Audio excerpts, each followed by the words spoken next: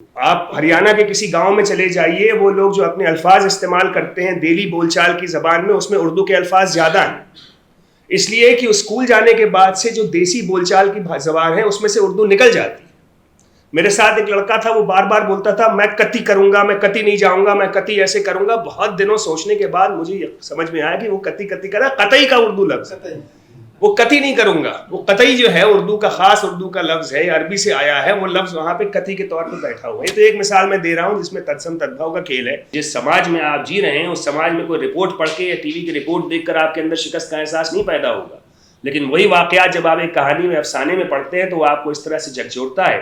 यही चीज है जो अदब कर सकता है और जो जर्नलिज्म नहीं कर सकता है। मंटो का ये चुनना कि टोबा टेक सिंह एन वहां नो मैंस लैंड में मरेगा, पागलों की कहानी जरूर हेडलाइन से ली गई होगी, लेकिन एन नो मैंस लैंड में उसका मरना टोबा टेक सिंह का उस कहानी को कहानीपन देता है।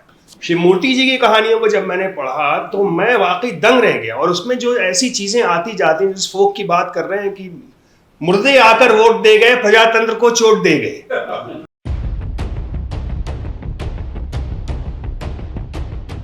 ये जो हमने टॉपिक रखा है आज का, साहित्य का लोक अंग, वैसे तो बहुत सारे लोग खुसुर पुसुर में ये भी कहते हैं श्री मूर्ति जी कि ये कुछ गैजेटियर किस्म का लेखन है, जो कि अंग्रेज़ों ने एक विधा हमें थमाई है कि आपने यथार्थ को एक तरह से पेश कर दिया, बड़े ही क्या कहूँ मैं उसको, ठस अंदाज में और बड़े उबाऊ और बोरिंग अंदाज में। तो और चूंकि इसमें एक मैप भी इन्होंने डाल दिया है तो लोगों को और लगता है कि अच्छा गजेटियर जैसा ही है, ठीक है।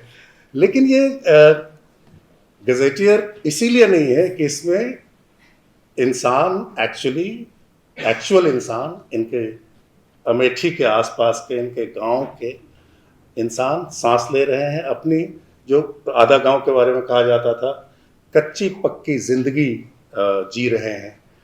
पहली बार हमने, लगता है कि वैसे तो एक संयोग ये भी है कि फारूकी साहब ने ही प्रतिमान व्याख्यान माला की शुरुआत की थी, शमसुर रहमान फारूकी ने 2013 में। तब से लेकर बहुत सारे लोग, बहुत डिस्टिंग्विश्ड लोग, मेहर फारूकी, फ्रांचेस्का ओर्सिनी, कन्हैयालाल पांडे, राधा वल्लभ त्रिपाठी, बहुत सारे लोगों ने बहुत अच्छे व्याख्यान हमें दिए हैं इस श्रृंखला के अंतर्गत। मैं सबका नाम नहीं ले रहा हूँ। और पहली बार हमने एक शुद्ध साहित्यकार को बुलाया है, एक ऐसा साहित्यकार जो हमें अपनी रचना प्रक्रिया के बारे में इस तरह से बताता है, सृजन का रसायन में उदाहरण के तौर पर, या जो इंटरव्यूज़ इनके आपको मिल जाते हैं यूट्यूब पर, उसमें जैसे कि लगता नहीं है कि ये कोई काम कर रहे हैं, लगता नहीं कि कोई रचना कर रहे हैं। ये भी एक हद तक इसके लिए रिस्पॉन्सिबल हैं, जिम्मेदार हैं कि लोग मानने लगे हैं कि नहीं, लिखते तो हैं ही नहीं, इसमें लिखना क्या है, जो देखा सो लिख दिया।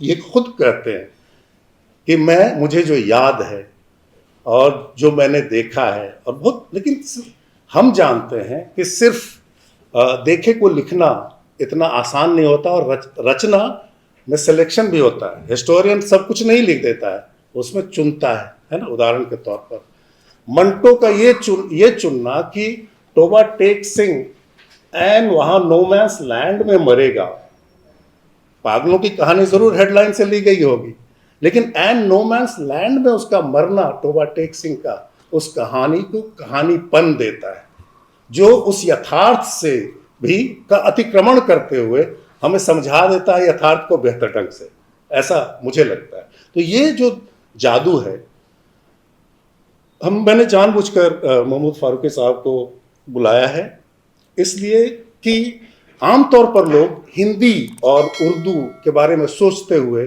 मानते हैं कि हिंदी तो कहीं न कहीं लोक में बहुत गहरे धंसी हुई भाषा है, जबकि उर्दू लोक यानी देहाती लोग, गंवई लोग, आंचलिक लोग, और उर्दू बहुत अर्बन शहरी जबान है ना। मैं चाहता हूं, और महमूद का दावा है और मैं मानता हूं, जितना कम मैंने उर्दू पढ़ी है उसी के आधार पर मैं भी कह सकता हूं कि ऐसा नहीं है।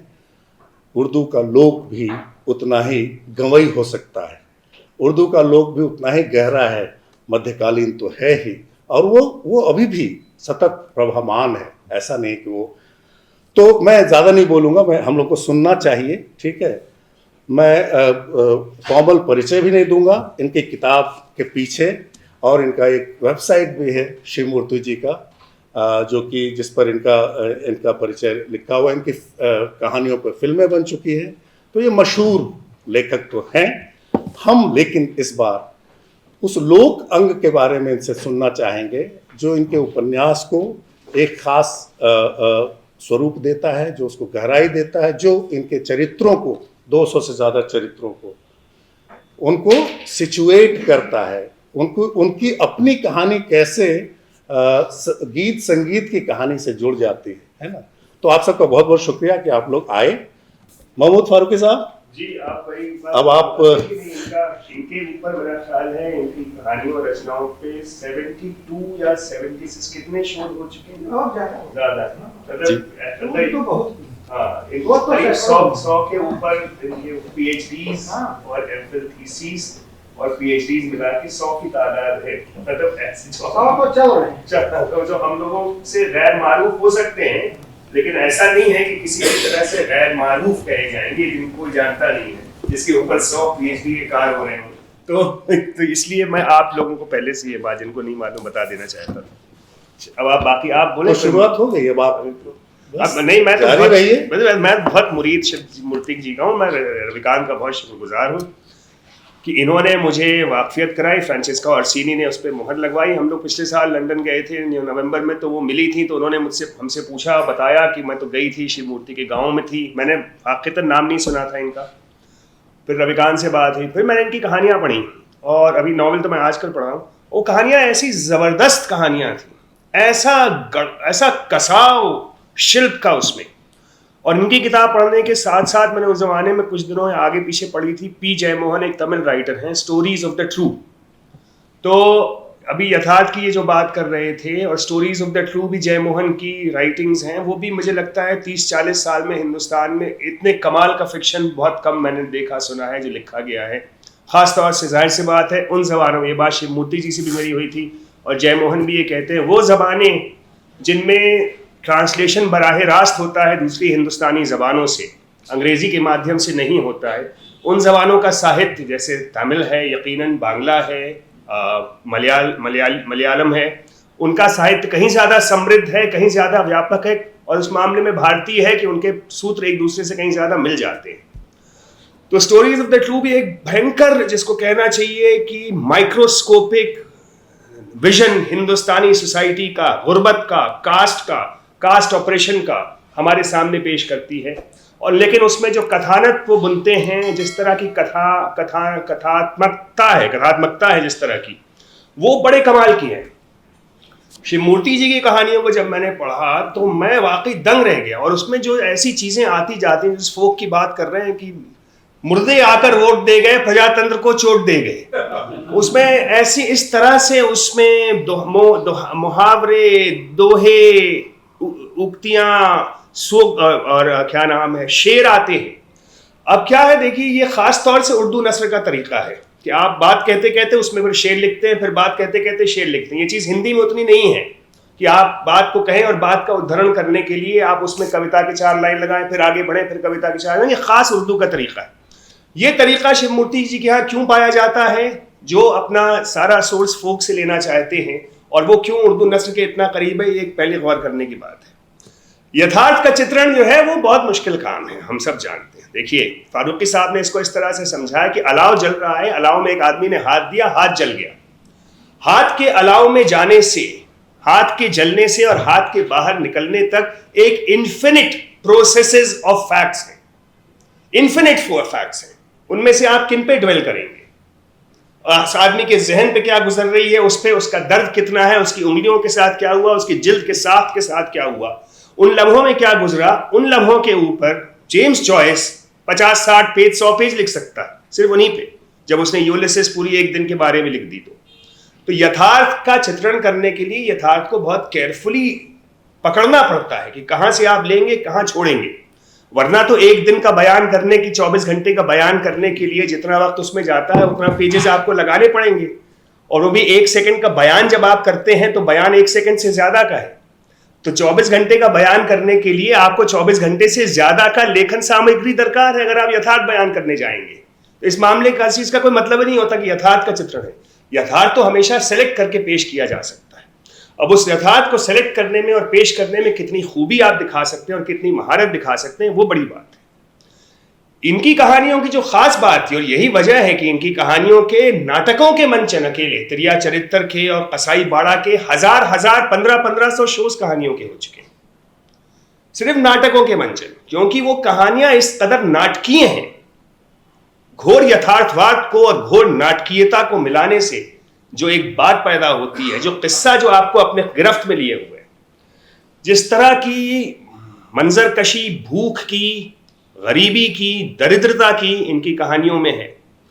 मैंने राही मासूम रजा का आधा गांव पढ़ा है, मैला आंचल मैंने बहुत पहले पढ़ा था, वो उतना याद नहीं है, लेकिन मेरा ख्याल है शिव मूर्ति जी की कहानियों को और आधा गांव को एक साथ रखना गलत होगा मेरे हिसाब से, फन्नी एतबार से भी, कि जिनका कला का जो स्तर है, इनकी निपुणता है, इनका जो इनकी जो कौशल है, और जो कहानीकार के तौर पर इनका जो स्तर है, वो मेरे हिसाब से, मेरे कम इल्मी के हिसाब से राही मासूम रजा से कहीं बहुत आगे की बात हम कर रहे हैं। हम जिस गरीबी और जिस सच्चाई के हम दर्पण की बात कर रहे हैं, वो प्रेमचंद वगैरह से कहीं ज़्यादा आगे की बात है। वो हिंदुस्तानी साहित्य में कम मिलता है उस तरह का। मतलब मनोरंजन व्यापारी ने भी कुछ किया है बांग्ला में, जो मैंने आजकल देखा है, और मैं फिर से पी जय मोहन की तरफ आऊँगा, आप उसको देखिएगा किताब को। बहुत कुछ मेरे पास कहने को है। उर्दू की बात जहां तक है, मेरा ये मानना है कि हिंदुस्तान में आज भी वो लोग जो स्कूल कॉलेजेस में नहीं गए हैं, उनके पास ज्यादा उर्दू है। आप हरियाणा के किसी गांव में चले जाइए, वो लोग जो अपने अल्फाज इस्तेमाल करते हैं डेली बोलचाल की जबान में, उसमें उर्दू के अल्फाज ज्यादा हैं। इसलिए कि स्कूल जाने के बाद से जो देसी बोलचाल की जबान है, उसमें से उर्दू निकल जाती है। मेरे साथ एक लड़का था, वो बार बार बोलता था मैं कती करूंगा, मैं कती नहीं जाऊंगा, मैं कती ऐसे करूंगा। बहुत दिनों सोचने के बाद मुझे समझ में आया कि वो कती कती करा, कतई का उर्दू लफ्ज, वो कती नहीं करूंगा। वो कतई जो है उर्दू का खास उर्दू का लफ्ज है, अरबी से आया है, वो लफ्ज वहां पे कती के तौर पर बैठा हुआ है। तो एक मिसाल मैं दे रहा हूं जिसमें तत्सम तद्भव का खेल है। वैसे बहुत से ऐसी मिसाल है इनकी। इस नॉवल में एक जुमला आता है महज, वो कहने लगे अखलाक के बड़े अच्छे आदमी जब वो लेके जाते हैं, रिश्ता लेके जाते हैं पहलवान जी के पास। अखलाक जो लफ्ज़ है वो लफ्ज़ मामूली लफ्ज़ नहीं है। वैसे तो कहने को वो आचरण के तौर पर आ सकता है, व्यवहार के तौर पर आ सकता है, बर्ताव के तौर पर आ सकता है, मगर उस लफ्ज़ का मैं आपके सामने अगर खोलने लगूं, देखिए उस लफ्ज़ के बारे में सबसे मशहूर पर्चा मुजफ्फर आलम ने लिखा है, अखलाक और अदब लिटरेचर, जिसकी वजह से मुजफ्फर आलम बने। अर्ली 13th सेंचुरी में अखलाक और अदब पे जो मैनुअल्स फारसी में लिखे गए थे कि आपका कॉन्डक्ट कैसा हो, आपका डिपोर्टमेंट कैसा हो, कैसे उठना बैठना चाहिए, उस अखलाक में न सिर्फ ज़िंदगी जीने के तरीक़े आते हैं, बल्कि ज़िंदगी में किस तरह से गुफ्तगू करनी चाहिए, किन चीज़ों का सहारा लेना चाहिए, किस तरह का ज़ौक़ शौक़ आपका होना चाहिए, अदब पे किस तरह की महारत होनी चाहिए, वो सब आ जाता है। तो एक लफ्ज़ इस्तेमाल करने से ये चीज़ बहुत ज़्यादा खुल जाती है। अच्छा, फोक की जहाँ तक बात है, लोक की बात है, ये मुझे लगता है कि ये इस कैटेगरी का हिंदुस्तान में या साउथ एशिया में या दुनिया के तीसरे मुल्क के देशों में कोई मतलब ही नहीं है, क्योंकि हमारे यहाँ तो लिखने का साहित्य 18वीं 19वीं सदी से शुरू हुआ है कि साहित्य को लिख के पढ़ना चाहिए। ये चीज़ तो उर्दू शायरी तक में नहीं थी, हर चीज़ सुनने की चीज़ थी। 19वीं सदी के आखिर में प्रिंट की मकबूलियत आने के बाद से जब ये हुआ कि कोई चीज़ लिख के पढ़नी चाहिए, उसके पहले की हर चीज़ तो सुनने सुनाने की चीज़ है, और हर वो चीज़ जो सुनने सुनाने की चीज़ है उसका कोई हम तफरीक साहित्य लोक में और शास्त्र में कर ही नहीं सकते भाई। 1736 में राय रायान आनंद राम मुखलिस दक्कन में अपने नौकर से पद्मावत सुनते हैं। उनको लगता है क्या शीरीं जबान में क्या शीरीं कविता है, तो वो उसका फारसी में तर्जुमा करते हैं। पद्मावत अपने एक मुलाजिम से वो सुन रहे हैं, यानी वो इस कदर लोक की चीज है और इस कदर वहां फैला हुआ है, और वो एक बहुत हाई रैंकिंग मुगल अदीब जो फारसी का बहुत बड़ा स्कॉलर है अपने जमाने का, वो सुन रहा है। तो वो कहाँ कौन सा लोक है और कौन सा शास्त्रीय है, ये फर्क नामुमकिन है। जिसको भी आप लोग कहना चाहते हैं वो सारा का सारा ओरल कल्चर में सभी लोग हैं। ओरल कल्चर में बुनियादी तौर पर लोक की और उसकी फर्क नहीं किया जा सकता। और उसी चीज पे हम वापस आते हैं, जब ये लिखते हैं तो ये वो लिखते हैं जो इंसान आम जिंदगी में अक्सर बोला करते हैं, जहां पे जिन मुहावरों को इन्होंने सुना है, जिन दोहों को सुना है, और जो सुना है वो लिखा है, वो तो कमाल किया। क्योंकि सुनने का लिख देना, उसी डायलॉग को लिखने के लिए तो आदमी मरा जाता है। उसी डायलॉग को लिखने के लिए टॉल्स्टॉय मर गया, उसी डायलॉग को लिखने के लिए दास्तोयेव्स्की मर गया, उसी डायलॉग को लिखने में हिंदी फिल्म के बड़े बड़े डायलॉग राइटर कि जैसे जो बोला जाता है वही लिख दें हम। तो वो कोई रिकॉर्ड थोड़ी होता है कि टेप रिकॉर्डर पर रिकॉर्ड कर लिया और आपने उसको प्ले कर दिया। जब आप लिखने बैठते हैं तो वहां पे ऐसे आप लगा दें डायलॉग की जैसे बंदा बात कर रहा है। ये मेराज है फन की, ये करना बहुत मुश्किल काम है। दूसरी चीज ये कि जब आदमी जो जिस तरह से इन्होंने सुना है बात करते हुए उसको उतार दिया, ये तो कमाल किया। जिसको बात करते हुए नहीं सुना और ऐसे पेश कर दिया कि वाकई में बात कर रहा है, वो तो और भी कमाल किया, क्योंकि वो तो किसी ने ऐसे बात नहीं की, मगर उन्होंने उसको ऐसे बना के पेश कर दिया कि ये बात कर रहा है। मैं इन चीजों को समझाने में बहुत वक्त भी ले सकता हूं, एक एक चीज को खोलने में, लेकिन ये एक साहित्य को ये कह देना कि लोक, जिसने लोक कर लिया उसने बड़ा कमाल किया। उर्दू के पिछले 50-60 साल के सबसे बड़े अफसाना निगार गालिबन नैयर मसूद साहब माने जाते हैं, शिल्प के हिसाब से भी, कला के हिसाब से भी, फन के हिसाब से भी, जबान के इस्तेमाल के हिसाब से भी। नैयर मसूद साहब ने 20-25 अफसाने लिखे हैं। उनके कई इंटरव्यूज, उन्होंने कहा कि मेरे पास 17-18 अफसाने जो मैंने लिखे, यानी 80% अपने लेखन का वो है जो मैंने ख्वाब में देखे थे। मैंने ख्वाब देखा, मैंने ख्वाब को कागज में उतार दिया। उसमें कोई ऐसा आप कहें कि उन्होंने अपने ही फन को अंडरकट कर दिया, साहब इतने आपने कमाल के अफसाने लिखे और कह रहे हैं कि ख्वाब में आए लिख दिए। मगर ख्वाब में देखा उतारना भी तो बहुत मुश्किल काम है। याद ही नहीं रहता ख्वाब में क्या देखा, उसको उतारना और उसके बाद उसमें ऐसा रियलिज्म पैदा करना जो साइकोलॉजिकल रियलिज्म, यानी आपको लगे कि उस लम्हे में वो बिल्कुल सच है। एक सेक्सुअल एस्केपेड में एक मर्द ने मुंह की खाई और उस लम्हे का उतार देना पूरा मर्म उस आदमी का, ये ऐसे आसानी से नहीं आता है।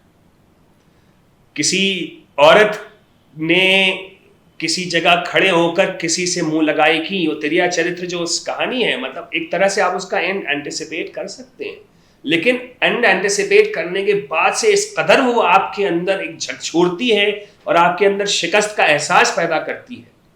और शिकस्त का एहसास पैदा करना साहित्य की बहुत बड़ी विजय है, क्योंकि जिस समाज में आप जी रहे हैं उस समाज में कोई रिपोर्ट पढ़ के या टीवी की रिपोर्ट देखकर आपके अंदर शिकस्त का एहसास नहीं पैदा होगा, लेकिन वही वाकयात जब आप एक कहानी में, अफसाने में पढ़ते हैं तो वो आपको इस तरह से झकझोरता है। यही चीज़ है जो अदब कर सकता है और जो जर्नलिज्म नहीं कर सकता है। तो ये बहुत सारी और बातें हैं, मैं बहुत कुछ लाया था पढ़ने कहने के लिए भी, मगर 2 सेंटेंसेस तो मैं पढ़ ही देता हूँ, फिर बाद में और मैं पढ़ूंगा कि ये जिंदगियां जो जिंदगियां हैं, ये जिंदगियां जी रहे हैं लोग आज भी जब हम यहां बैठे हैं। महुए की सूखी पत्तियां बटोर कर वे गड़ही के किनारे मछलियां भून रहे थे।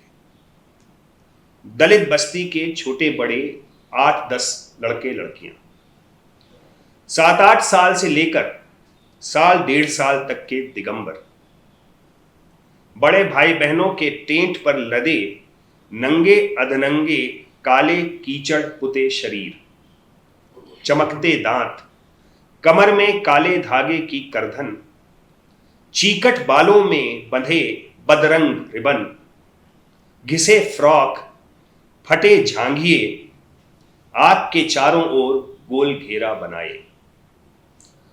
उतरते अगहन की सांझ में बढ़ती ठंड से बच्चों के हाथ पैर के रोए खड़े हो गए। फिर से जुमला पढ़ता हूं। उतरते अगहन की सांझ में बढ़ती ठंड में से बच्चों के हाथ पैर के रोए खड़े हो गए हैं। रोए में चिपके सूखे कीचड़ के झुनझुने हिल रहे हैं। रोए में चिपके सूखे कीचड़ के झुनझुने हिल रहे हैं। भुनती हुई मछलियां सूं सूं कर रही हैं। इनका अगुआ 60 साल का कलुआ धुआंती पत्तियों में फूंक मार रहा है। बच्चों से थोड़ा हटकर कुत्ते बैठे हैं, अगले पैरों पर थूथन टेके, आंख कान सतर्क। कभी कभी उनमें से कोई बेचैन होकर उठता है, कूं कूं करके घेरे का एक चक्कर लगाता है और घेरे के और नजदीक आकर बैठ जाता है। महुए की सबसे निचली डाल पर इधर से उधर फुदकते हुए भुनती मछलियों पर नजर जमाए कां कां करते कौवे की ओर भी ये सतर्क हैं, ये आश्वस्त हैं कि इन्हें भी शिकार में हिस्सेदार माना जाएगा। ये इन बच्चों के दिन भर की कमाई है। गढ़ी के घुटने भर पानी में ये दोपहर से पहले उतरे, गीली मिट्टी की मेड़ बनाकर गढ़ी के पानी को 4 हिस्सों में बांटा, चुल्लू चुल्लू उलीच कर एक एक हिस्से को सुखाया, सेतुबंध और समुद्र मंथन साथ साथ। तब हाथ आई 4-4, 6-6 अंगुल की 1.5-2 किलो खपटी, डिड़ई, सौरी, सहरी और चेहवा। छटपटाती उछलती मछलियों को पटक पटक कर शांत करना, कुत्तों की सतर्क रखवाली के बावजूद छपट्टा मारकर 2 मछलियां चील ले उड़ी। नन्हा मुनुआ अधीर होकर रोने लगता है। वो भी दोपहर तक पानी उलीचने और शाम तक पाती बटोरने में शामिल था, लेकिन अभी तक उसके हिस्से में एक भी मछली नहीं आई। पूरी तरह लुट गया वो तो। अचानक उसकी नज़र सड़क की ओर से आती बड़ी बहन जुगनी पे पड़ती है। वो दौड़ पड़ता है। जुगनी नन्हे भाई को गोद में उठा लेती है। दिदिया की कोंच में ये क्या है? शकरकंदी। खुश हो गया मुनवा। अभी दम भर में खांची भर पाती जुटाता है। भुनी हुई शकरकंदी से ज़्यादा मीठी कोई चीज़ हो सकती है दुनिया में। सूरज डूबने के साथ टोले में जिंदगी लौट रही है। कूटने पीसने की आवाज़ आने लगी है। चूल्हों से धुआं उठने लगा है।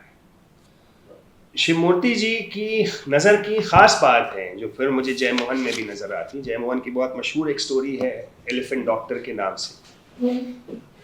ये जब गरीब इंसानों की कहानी भी लिख रहे हैं तो गरीब इंसानों के साथ भूखा कुत्ता है, भूखा कौवा है, उस सूखे में उन जानवरों पे क्या गुजर रही है, उस धरती पे क्या गुजर रही है, उस गरीबी में या धरती की उस कर्कशता में भी जो आदमी है जो मधु का सेवन नहीं कर रहा है क्योंकि मधुमक्खियों के साथ कितनी निर्ममता बरती जाती है, तब वो शहद हाथ में आता है।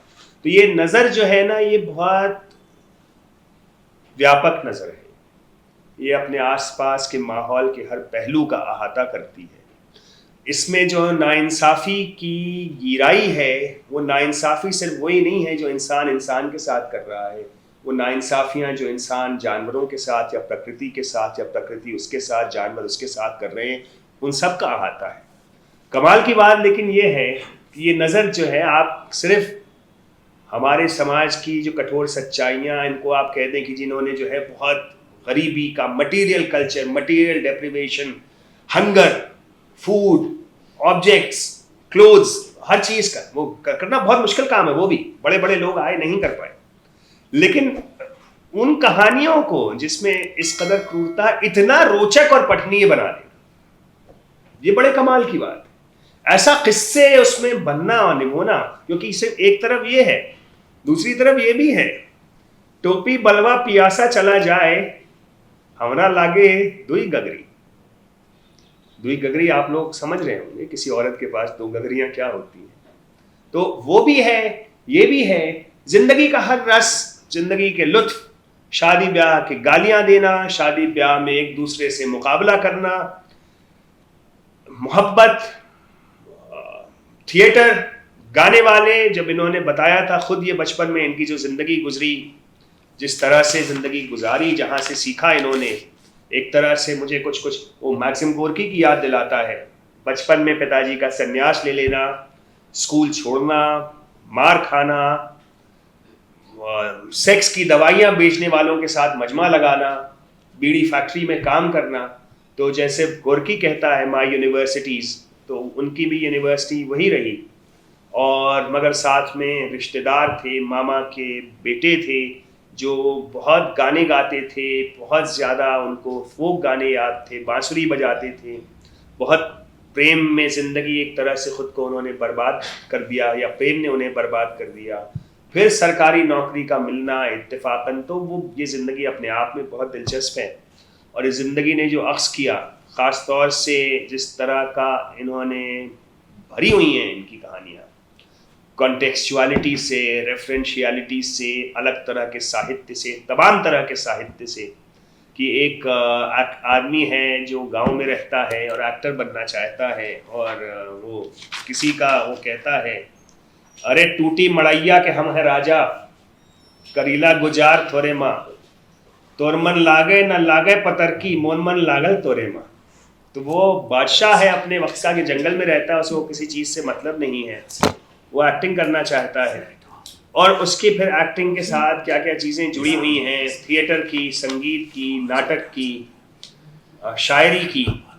तो मेरे कहने का मतलब ये है कि बहुत ही समृद्ध ये साहित्य है, बहुत ही बिरला ये रचनाशीलता है, और इसको ना तो यथार्थवाद में खींचा जा सकता है, न सिर्फ लोक में खींचा जा सकता है। ये बहुत ही महारत से बुनी हुई कहानियाँ हैं। ये उपन्यास इतना, जिसको कहते हैं ना अगम बहे दरिया, उसका टाइटल है, वो खुद भी उसमें ऐसा बहाव है, एक किस्से से दूसरा किस्से से तीसरा किस्सा, हर छोटे छोटे किस्से ही हैं, एक तरह से छोटे छोटे किस्सों की दास्तान बना देना, ये मेरी नज़र में बहुत महारत का काम है। और इससे ज़्यादा दाद में किसी के फ़न की क्या दे सकता। तो बाकी अब मूर्ति जी हैं, मैं ज़्यादा बोलना मेरा भी मुनासिब नहीं, बाद में अगर ज़रूरत पड़ी तो मैं और